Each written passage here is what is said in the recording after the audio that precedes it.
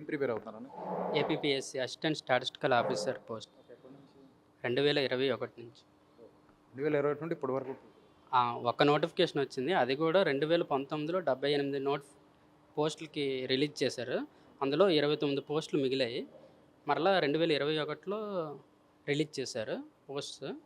Next ఆ 29 కూడా fill అవ్వక ఇంకా 5 పోస్టులు మిగిలాయి. 5 పోస్టులకు కూడా మరలా రిలీజ్ చేశారు. కానీ పెద్ద నోటిఫికేషన్ మాత్రం రిలీజ్ చేయట్లేదు అసిస్టెంట్ స్టాటిస్టికల్ ఆఫీసర్వి. తెలంగాణలో 474 పోస్టులకి రిలీజ్ చేశారు అసిస్టెంట్ స్టాటిస్టికల్ ఆఫీసర్. కానీ ఇక్కడ మాత్రం ఇంత జనాభా ఉన్నా కూడా రిలీజ్ చేయట్లేదు. క్యాలెండర్ మారుతున్నాయి కానీ నిరుద్యోగుల తలరాతలు మాత్రం మారట్లేదు. చాలా పోస్టులు ఉన్నా కూడా ఇప్పుడు 10,000కి రిలీజ్ చేస్తామంటున్నారు. ఇది చాలా నిరుద్యోగులకి కష్టంగా ఉంటుంది. ఇప్పుడు కూడా ప్రభుత్వాలు ఈ ఫ్రీ స్కీమ్స్ గురించి వెళ్తున్నాయి కానీ నిరుద్యోగుల గురించి పట్టించుకోవట్లేదు. దీనివల్ల నిరుద్యోగులు చాలా ఇబ్బంది పడుతున్నారు.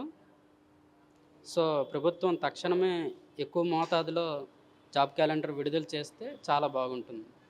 ఏళ్ల తరబడి కూడా ఈ పబ్లిక్ లైబ్రరీలో కావచ్చు, ఒక్కోసారి తిండికి కూడా ఉండకపోవచ్చు, ఎక్కడి నుండో వస్తారు. ఇటువంటి ఫేస్ చేసి ఒక గవర్నమెంట్ జాబ్ లక్ష్య సాధనంగా ముందుకు వెళ్తుంటారు. కానీ ఇటువంటి సమస్యల నేపథ్యంలో కూడా ఈ ఏం చెప్తారు అసలు ఏంటి?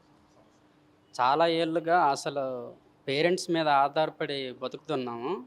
ఒక్కొక్కసారి ఊళ్ళకి వెళ్దామన్నా కూడా అయ్యో ఏం చేస్తున్నారు అని చాలామంది అడుగుతున్నారు.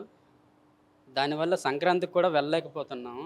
చాలామంది ఆ సంతోషం కూడా మేము పంచుకోలేకపోతున్నాం. అసలు చాలా కష్టంగా ఉంది నిరుద్యోగుల బాధ వర్ణానికి. అంటే మీరు చాలా వరకు కూడా చాలామంది ఏజ్ అనేది కూడా నోటిఫికేషన్లు అనేది చాలా వరకు డిలే అవ్వడం కావచ్చు, లేదంటే ఒక ప్రభుత్వం నుండి ఇంకో ప్రభుత్వం విమర్శలు చేసుకోవడం కావచ్చు, ఏదేమైనా సరే చివరి వచ్చేసరికి end of the point suffer అనేది కూడా నిరుద్యోగులు పడుతున్నారు. సో ఏజ్ కూడా చాలా వరకు త్రుటిలో తప్పిపోవడం నోటిఫికేషన్లు చాలా ఉన్నాయి. ఇది చాలా ఇంపార్టెంట్ అండి. ఏజ్ అనేది పెరిగిపోతూ ఉంది. ఒక నోటిఫికేషన్కి మరొక నోటిఫికేషన్ చాలా ఏళ్ళబడి ఎదురు చూస్తున్నారు. ఇంకొకటి ఏంటంటే జిఆర్ఎల్ లిస్టు రిలీజ్ చేయట్లేదండి, జనరల్ ర్యాంకింగ్ లిస్టు. దీనివల్ల ట్రాన్స్పరెన్సీ ఉండట్లేదు. అసలు ఎవరికి ఎన్ని మార్కులు వస్తున్నాయో ఏంటో తెలియట్లేదు. తెలంగాణ మాదిరిగానే ఇక్కడ కూడా జిఆర్ఎల్ లిస్ట్ ఇవ్వాలి. ఇప్పటికీ కూటమి ప్రభుత్వం చెప్పినట్టు విధంగానే డిఎస్సి ఏదైతే ఫిల్ఫిల్ చేయడం కావచ్చు, ఆ పోస్టులకు సంబంధించి 15 దాదాపు మెగా డిఎస్సి, ఆ కానిస్టేబుల్ సంబంధించి కూడా ఇప్పుడు ఏదైతే 10,000 పోస్టులకు సంబంధించి కూడా ఉగాదికి జాబ్ క్యాలెండర్లు ఇస్తామంటున్నారు. దాని మీద అంటే నమ్మకం లేదంటారా? నమ్మకం అంటే వచ్చిన తర్వాతే మనం చెప్పగలం. ఇప్పుడైతే నమ్మకం లేదండి. ఎందుకంటే డిఎస్సి కూడా జగన్ గారు ఇచ్చిన కొన్ని పోస్టులతో వీళ్ళు కొన్ని యాడ్ చేశారండి. కానిస్టేబుల్ కూడా 2022లోది నోటిఫికేషను. వీళ్ళొచ్చి జస్ట్ ఫిల్ చేశారు అంతే. వీళ్ళొచ్చి కొత్తగా ఇచ్చింది ఏం లేదండి.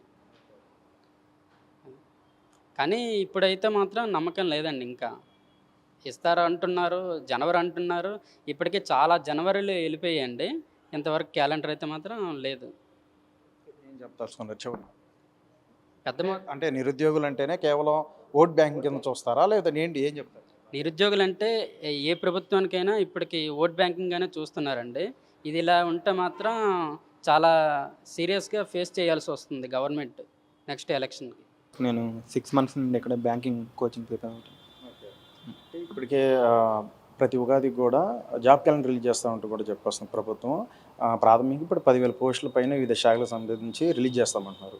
ఎట్లా? పర్లేదు, స్టూడెంట్స్కి చాలా హెల్ప్ఫుల్గా ఉంటుంది.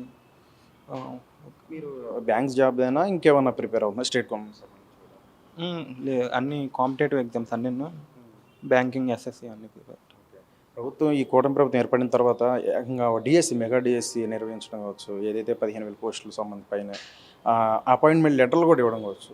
సో ఇవన్నీ ఎట్లా ఫీల్ అవుతుంది? మెయిన్గా స్టూడెంట్కి చాలా హెల్ప్ఫుల్ అవుతుంది. హ్యాపీ. ఓకే, చాలా రోజుల తర్వాత మళ్ళీ తెలియదు, చాలా సంవత్సరాల తర్వాత రిలీజ్ అవుతుంది డిఎస్సి. హ్యాపీ.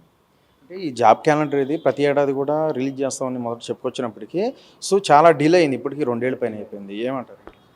అదే చాలా డిలే అయింది. మళ్ళీ కూటమి ప్రభుత్వం కొంచెం స్టూడెంట్స్ హెల్ప్ఫుల్గానే ఉంటుంది.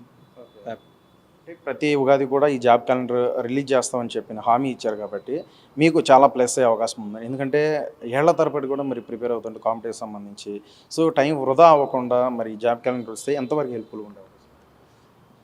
ఎంతవరకు అంటే ఇంకా ఇప్పుడు చూసుకుంటే చాలామంది ఒక సంవత్సరాల నుండి ప్రిపేర్ అయిన వాళ్ళు కూడా ఉన్నారు. వాళ్ళకి చాలా నేనైతే ఒక 6 మంత్స్ అవుతుంది జాయిన్ అయ్యి.